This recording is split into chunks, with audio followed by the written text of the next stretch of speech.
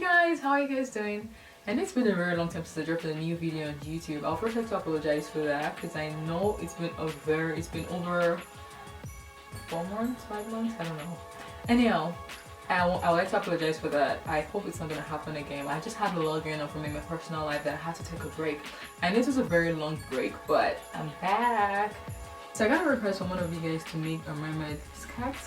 Well, I didn't exactly make a mermaid skirt in this tutorial because I find that mermaid skirts and dresses, you don't really get a lot of use out of them. You can only wear them to certain occasions. I wanted to make something you can play around with, something you can wear more often, something you can wear to dinner, dates, work, even your special occasions depending on how you style it. So I didn't make a mermaid skirt, I made a yoke gather skirt. I'm gonna be showing you guys a couple of ways on how I'm gonna style this skirt, so make sure you watch the end of the video to see my styling tips for this skirt. I believe a yoke gather skirt should be a staple in a lady's closet. If you're tired of your pencil skirt or your flare skirt, well, a yoke gather skirt adds a little bit of sophistication to your closet. It's very chic and it's a very easy DIY project. One tip I'm going to give you guys about this skirt is that when you're making the skirt, just make sure it's very fitting on your body. It looks way better than when it's loose. So one of my favorite things about this skirt is that you can make it shorter. It gives it a more fun, playful look. So you can opt for that or a longer version like mine. If you guys have any ideas of designs you want me to recreate, make sure you send me pictures or ideas through my email or my Facebook or Instagram. If you want to email me, my email is tilewithtemy@gmail.com.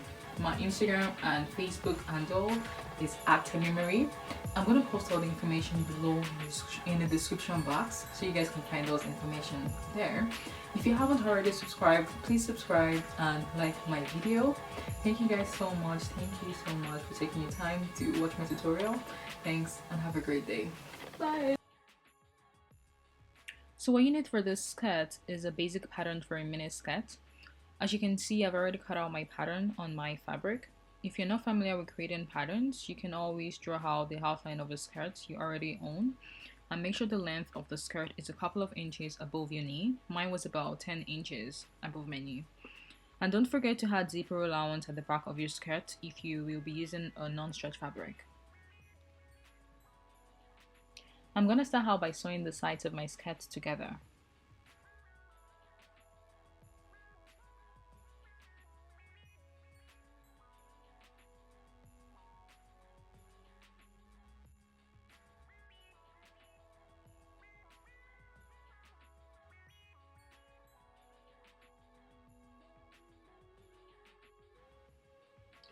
Then I'm going to measure the entire length of the bottom of my skirt. I then took that measurement and multiplied it by 3. If you don't want the bottom of your skirt to be as full as mine, then you can always multiply yours by 2.5 or 2. So what we're going to do with that measurement is make a rectangle, which is going to be the bottom flare part of our skirt.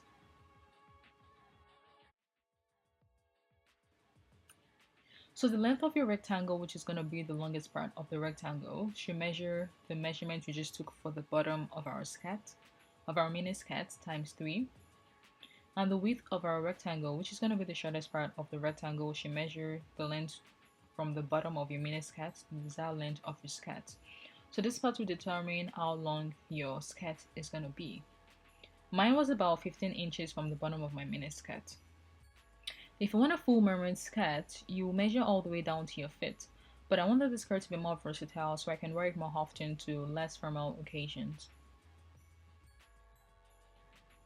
It is now time to gather our rectangle. Use your favorite gathering method to gather the rectangle to the length of the bottom of our mini skirt. My favorite gathering method is the yarn method.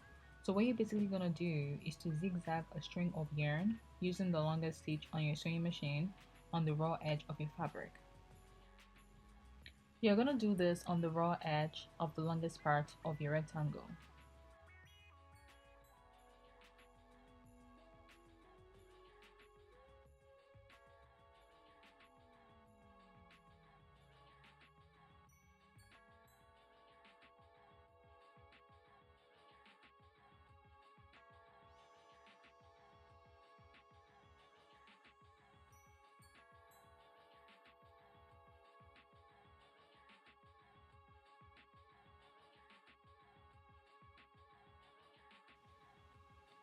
Once you've gathered your rectangle to the length of the bottom of your mini skirt, pin it in place and sew them together.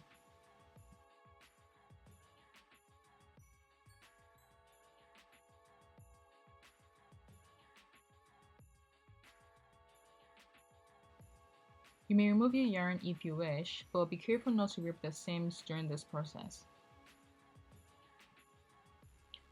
You can also leave the yarn in if you want, but I prefer to take mine out because the yarn tends to make my seams bulky. For your waistband, you're going to basically cut out another rectangle, but a mini one this time around. Measure the length of the top part of your mini skirt like we did to the bottom. That measurement is going to be the length of the longest part of your rectangle. And the width can be however wide you want your waistband to be. I wanted mine to be barely noticeable, so I made mine 1 cm. I added an additional 2 cm to my width for seam allowance and so I can fold my waistband together to give a cleaner finish. I didn't need to add interfacing to my waistband because they are barely noticeable, and my fabric was also strong enough to hold them in place.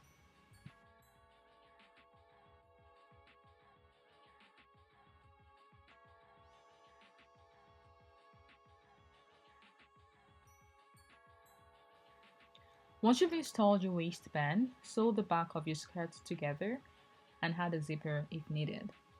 Then finally, hem your skirt.